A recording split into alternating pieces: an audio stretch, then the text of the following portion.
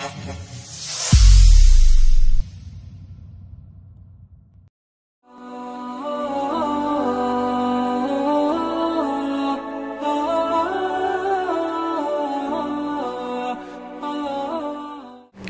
bismillahirrahmanirrahim. Assalamualaikum warahmatullahi wabarakatuh.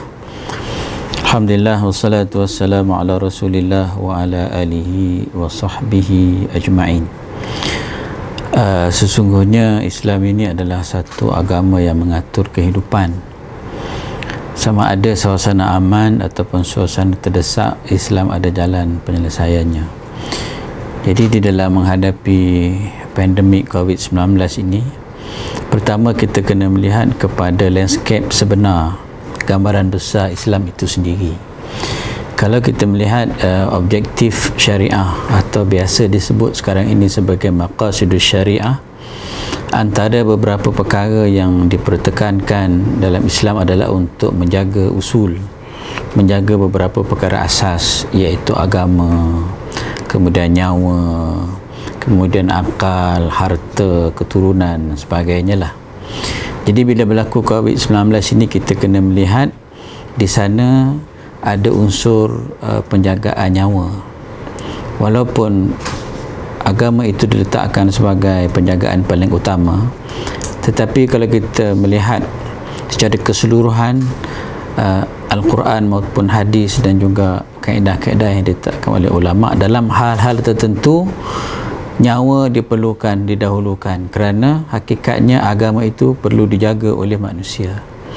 Maka dalam hal ini, ketika menghadapi wabak penyakit pandemik, dan sebenarnya bukan sekarang kita menghadapi pandemik, daripada dulu lagi, dan kita sudah ada modal-modal sejarah, modal-modal penyelesaian yang ditunjukkan oleh para ulama. Jadi dalam mendepani perkara ini, perkara yang paling penting adalah Islam menjaga maqasidus syariah dalam hal ini adalah untuk menjaga nyawa. Walaupun terkadang-kadang nampak seperti mendahulukan nyawa daripada agama, tetapi hakikatnya adalah agama itu perlu dijaga oleh mereka yang bernyawa, iaitu manusia itu sendiri. Jadi itu antara perkara prinsip asas Islam ketika menghadapi wabak pandemik ni. Kemudian di situ juga asas Islam kita tengok ketaatan kepada tindak tanduk ataupun keputusan-keputusan pemerintah. Tasarruful imam birra'iyah manutun bil maslahah. Segala tindak tanduk ataupun keputusan pemerintah terhadap rakyat itu sangat dikaitkan dengan maslahah. Maslahah di sini merujuk kepada kepentingan nyawa. Dan wabak ini telah membawa kemudaratan yang dapat dilihat secara yakin.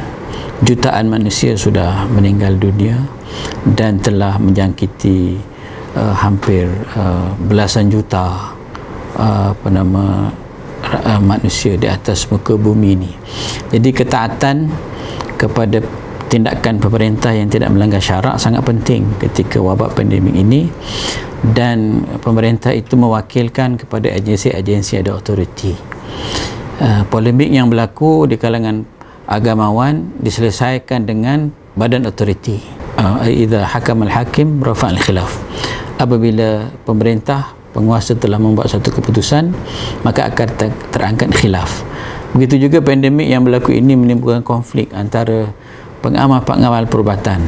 Jadi kita kembali kepada pengamal perubatan yang ada autoriti, iaitu Kementerian Kesihatan. Itu adalah antara perkara-perkara asas yang perlu kita fahami, yang diletakkan sebagai garis kasar beberapa prinsip Islam dalam mendepani COVID-19 ni.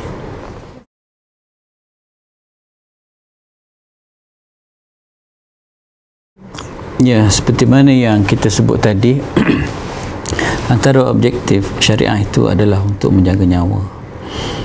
Dan hari ini kita meyakini nyawa sedang terancam dengan wabak COVID-19.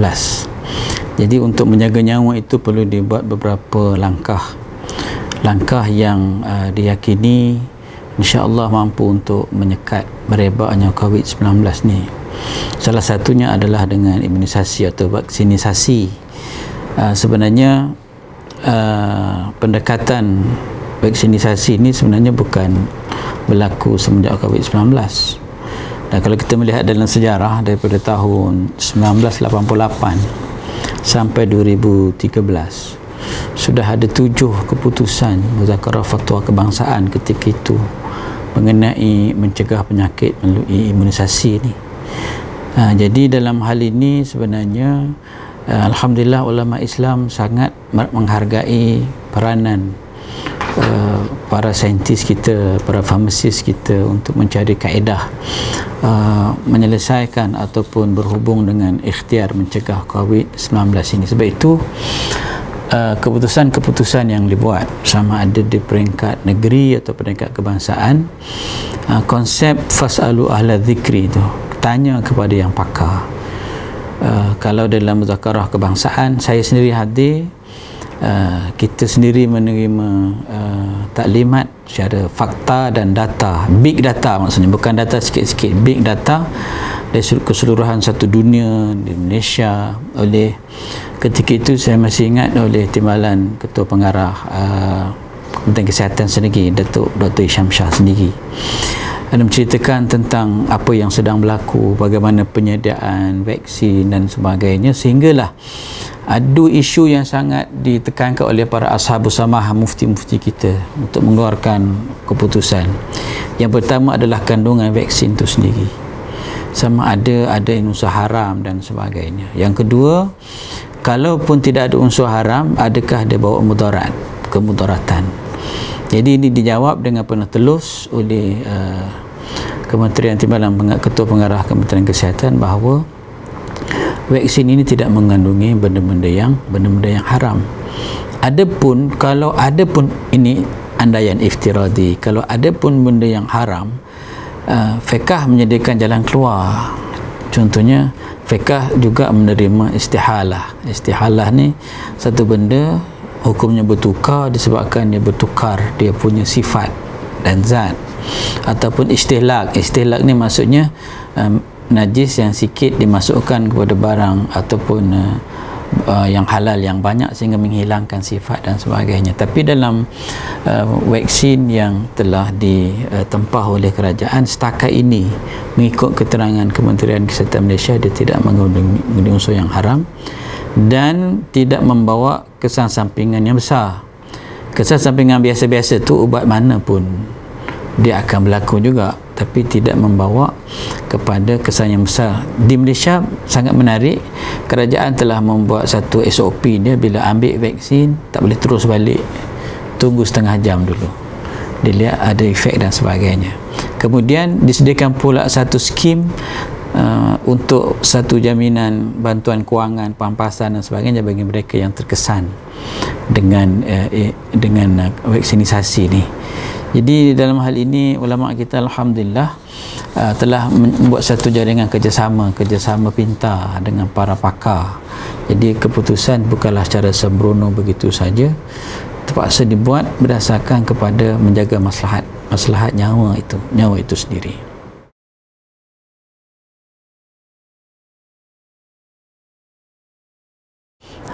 Ada beberapa isu yang sering ditimbulkan oleh masyarakat mengenai vaksin COVID-19 ni. Antaranya adalah bahan yang digunakan untuk menyediakan vaksin itu adakah selamat, satu, ataupun adakah dia mempunyai unsur-unsur haiwan haram lah. Dalam hal ini Kementerian Kesihatan sendiri melalui Timbalan Ketua Pengarah telah memberikan satu jaminan bahawa tidak ada unsur-unsur haram di dalam penyediaan vaksin COVID-19 ni. Kemudian dari sudut keselamatan, Malaysia mempunyai satu standard. Standard Malaysia ni lebih tinggi daripada standard pentadbiran makanan ubat-ubatan Amerika Syarikat, FDA. Di Malaysia, vaksin kita perlu melepasi ujian bahagian regulatory farmasi negara untuk memastikan dia berkualiti dan selamat. Dan bahagian regulatory farmasi negara ini diletak di bawah kawalan pihak berkuasa kawalan dadah Malaysia ataupun DCA. standard kita adalah lebih tinggi sebenarnya daripada apa yang sebut tadi tu, pentadbiran makanan dan ubat-ubatan AS, Amerika Syarikat, FDA. Maksud di sudut keselamatan telah diuji kaji secara klinikal dan sebagainya, selamat insya-Allah. Kemudian isu yang ditimbulkan oleh masyarakat awam juga adalah seolah-olah COVID-19 ini dan vaksin yang disediakan adalah agenda Yahudi dan sebagainya. Kalaupun iftiradi, sekali lagi andaian, kalaupun betul itu konspirasi, kita sudah terperangkap dalam konspirasi itu dan kita tidak boleh berpeluk tubuh. Seperti perang dingin antara Amerika, Rusia dulu dan sebagainya. Kalaupun memang itu adalah satu perlombaan senjata syarikat-syarikat pengeluar senjata, tapi realitinya kita sudah terperangkap dalam konflik itu dan kita terpaksa kena menyelamatkan diri dan sebagainya. Dan satu lagi, kita melihat Israel sendiri pun, negara haram Israel sendiri pun mengambil langkah yang sama untuk vaksinisasi dan sebagainya. Bagi saya, ala kulli hal, apapun sama ada teori konspirasi dan sebagainya, realitinya kita sudah berada dalam suasana itu. Jadi kita terpaksa mengambil langkah untuk mengelakkan diri kita dan mengelakkan orang lain. Sebab itu penting imunisasi ini adalah untuk mewujudkan kekebalan masyarakat, imunisasi kelompok, supaya dalam masyarakat itu punya daya tahan untuk daripada diceroboh oleh virus ini. Satu lagi, jangan kita lupa bahawa ia penting untuk kita sebenarnya hakikatnya melindungi mereka yang tidak boleh menerima vaksinisasi, macam orang yang kanser, ibu mengandung dan sebagainya. Barangkali kita kuat, tetapi kita perlu lindungi golongan yang lemah ini. Sebab itu dalam Islam kaedah la darar wa la dirar. Kita tidak boleh bawa mudarat dan tidak boleh membalas kemudaratan itu dengan mudarat yang lain. Jadi dalam hal ini, bila kita buat keputusan Jawatankuasa Fatwa Kebangsaan dan kita sendiri di Perak pada 18 Disember yang lepas, 18 Disember 2020, bersamaan 3 Jamadil Awal 1442, Jawatankuasa Fatwa Negeri Perak telah mengeluarkan keputusan bahawa mengambil vaksinisasi COVID-19 ini adalah harus hukumnya. Dan bagi mereka yang ditentukan oleh kerajaan mesti ambil, wajib ambil, maka orang ini adalah dikehendaki ambil, wajib ambil, demi untuk keselamatan diri kita bersama.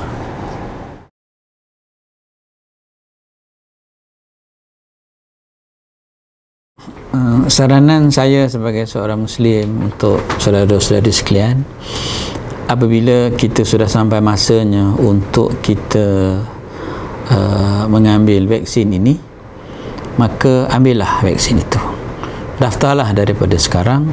Sesungguhnya bukan usaha itu untuk diri kita sahaja, tetapi juga untuk orang lain yang memerlukan kita melindungi mereka. Dengan penuh yakin dan tidak ragu-ragu, insya-Allah vaksin ini adalah selamat, insya-Allah harus untuk diambil. Dan satu lagi, saya mengingatkan kepada figura-figura masyarakat, janganlah menjadikan isu ini sebagai menimbulkan dipanggil kepanikan sosial. Masyarakat akan jadi panik disebabkan kadang-kadang pandangan-pandangan kita yang tidak berasas kepada data dan fakta. Jadi apa yang diambil oleh pihak pemerintah, otoriti agama ataupun pihak otoriti keselamatan dan kesihatan berdasarkan kepada fakta dan data dan realiti yang berlaku. Sesungguhnya kita tidak mengambil keputusan mudah-mudahan begitu saja, kerana ia adalah satu tanggungjawab.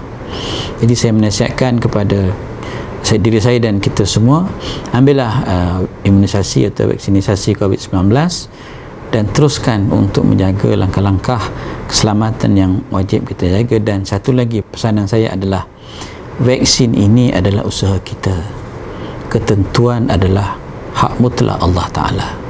Jangan kita letakkan keyakinan 100% kepada vaksinisasi, sebab hak mutlak itu adalah Allah Subhanahu Wa Ta'ala. Sebaliknya, saya menyeru dan mengajak umat Islam di seluruh negeri Perak khususnya, mari kita rapatkan diri kepada Allah Ta'ala, kita bersihkan diri kita daripada kemungkaran dan kemaksiatan, dan kita jadikan masyarakat kita bersih daripada daripada virus-virus kemaksiatan dan kemungkaran, dan itulah antara kunci yang dapat untuk menarik redha Allah, kasih sayang Allah, untuk menjemput semula virus COVID-19 ini kembali ke tempat asalnya dengan selamat, dan kita pun boleh hidup dengan selamat, aman, sejahtera, insya-Allah. Sekian, Assalamualaikum warahmatullahi wabarakatuh.